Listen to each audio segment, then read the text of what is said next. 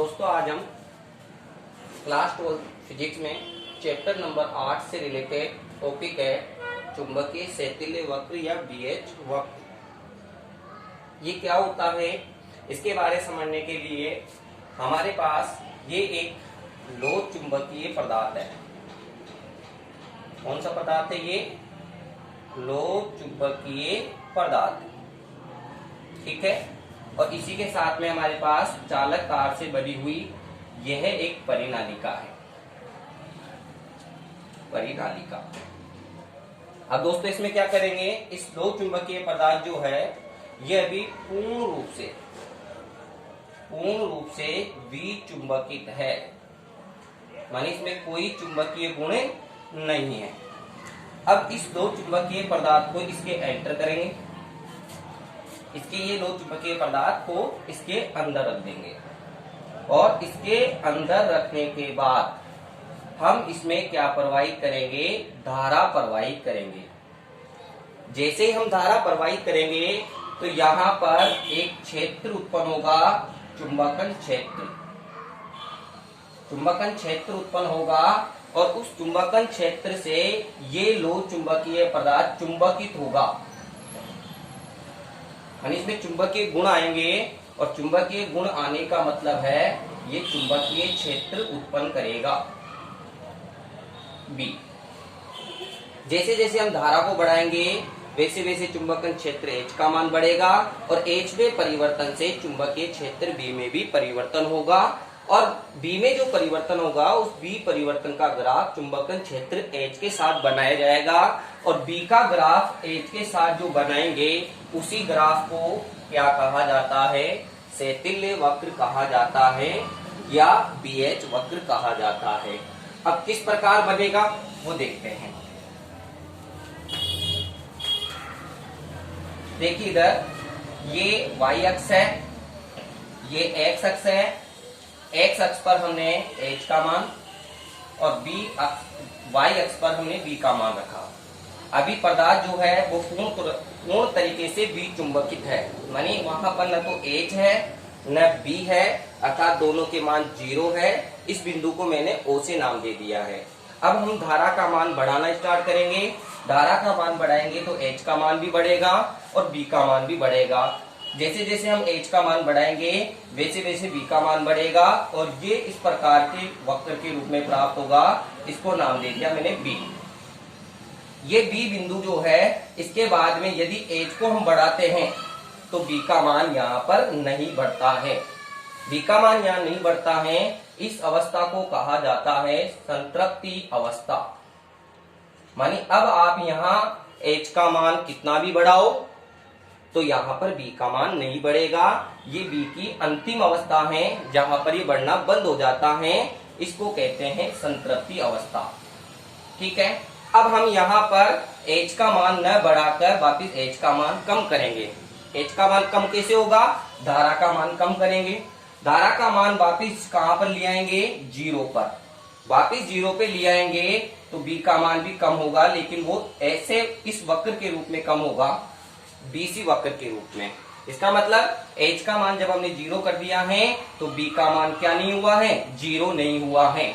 इसका मतलब इतना भाग जो है उस पदार्थ में रह गया है, चुंबकत्व रह गया है। इस चुंबकत्व को कहा जाता है अवशेष चुंबकत्व। क्या कहा जाता है इसको? अवशेष चुंबकत्व कहा जाता है। और इस अवशेष चुंबकत्व का गुण जो पदार्थ में पाया जाता है इसको कहा जाता है धारणशीलता। तो धारणशीलता ग्राफ में कौन सी है? O से लेकर ये C तक, OC, ठीक है। अब H का मान बढ़ाएंगे वापिस, लेकिन H की दिशा को विपरीत कर देंगे। H की दिशा विपरीत कैसे होगी? धारा की दिशा को उल्टी कर देंगे। धारा की दिशा को उल्टी करके विपरीत दिशा में H को बढ़ाएंगे तो B का जो अवशेष मान है वो कम होगा और एक H का मान ऐसा आएगा जहां पर B का मान 0 हो जाएगा। इस H के मान को कहा जाता है निग्राहिता। क्या कहा जाता है दोस्तों? निग्राहिता कहा जाता है। तो निग्राहिता O से लेकर कहां तक हो गई? D तक। और अब H के मान को बढ़ाते हैं तो B का मान कौन सी दिशा में जाएगा? विपरीत दिशा में। बी का मान विपरीत दिशा में जाएगा और आपको बिंदु प्राप्त हो गया ई। इसका मतलब ये ई फिर कौन सी अवस्था है, संतृप्ति अवस्था है। इसके बाद में बी का मान नहीं बढ़ेगा, चाहे आप एच को कितना ही बढ़ाओ। तो हम एच के मान को वापिस क्या कर देते हैं, 0 कर देते हैं। तो ये बी का मान भी अब कम होने लगता है विपरीत दिशा से, और विपरीत दिशा से कम होकर हमें बिंदु प्राप्त हो जाता है एफ। इसका मतलब एच का मान 0 करने पर वापिस यहाँ पर बी का मान 0 नहीं रहा, 0 नहीं हुआ, फिर यहाँ पर अवशेष रह गया चुंबकीय गुण, फिर हम उसको क्या कहेंगे, अवशेष चुंबकत्व या धारणशीलता कहेंगे।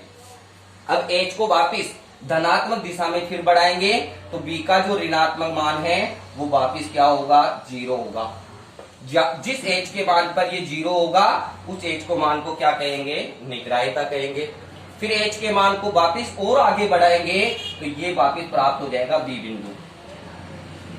इस प्रकार ये जो वक्र बना है, इस वक्र को कहा जाता है शैथिल्य वक्र। इस वक्र की खास बात ये है, ये वक्र जो है ये किस रूप में है, एक बंद रूप में है। किस रूप में है, बंद रूप में। इसका नाम कहां से स्टार्ट होगा, O A B C D E F और ये जी। तो ये हो गया O A B C D E F और जी। लेकिन ये वक्र फिर यहाँ आने के बाद फिर चलता रहेगा आगे, तो इसमें ओ बिंदु का कोई रोल नहीं होगा, ए का भी कोई रोल नहीं होगा, तो ये दोनों अड़ जाएंगे। इसका मतलब शैथिल्य वक्र कौन सा है, B C D E F G. ये वक्र जो है, इस वक्र का जो क्षेत्रफल होता है उसे कहते हैं वक्र का क्षेत्रफल। इस क्षेत्रफल का मान जितना ज्यादा होगा, यहाँ पर जो ऊर्जा की हानि होती है, शैथिल्य हानि, उसका मान भी क्या होगा, ज्यादा होगा। ठीक है दोस्तों, तो धारणशीलता ये वाला मान है। एच का मान 0 करने पर पदार्थ में शेष रहे चुंबकीय गुण को धारणशीलता कहते हैं। एच का वह मान जहां पर चुंबकीय क्षेत्र का मान कितना हो जाता है, 0 हो जाता है, उसे हम क्या कहते हैं, निग्राह्यता कहते हैं। एक इसमें आता है शैथिल्यता। तो कौन सा है, शैथिल्यता। इस ग्राफ में देखिए आप, जब हमने यहाँ से एच का मान बढ़ाया, एच का मान वापिस 0 कर दिया, लेकिन बी का मान 0 नहीं हुआ। फिर एच का मान विपरीत दिशा में बढ़ाया, फिर बाद में 0 हुआ। ठीक है, तो इसका मतलब हमने ये देखा है, हमने जब एच का मान 0 कर दिया, बी का मान 0 नहीं हुआ, फिर एच का मान विपरीत दिशा में बढ़ाया, जब बी का मान 0 रहा। इसका मतलब इस ग्राफ में जो चुंबकीय क्षेत्र उत्पन्न होता है वो हमेशा एच से कहाँ रहता है, पीछे रहता है, और पीछे रहने का जो गुण है उसी को क्या कहते हैं, शैथिल्यता कहते हैं। ठीक है दोस्तों, आगे इसके बारे में आप और पढ़ेंगे।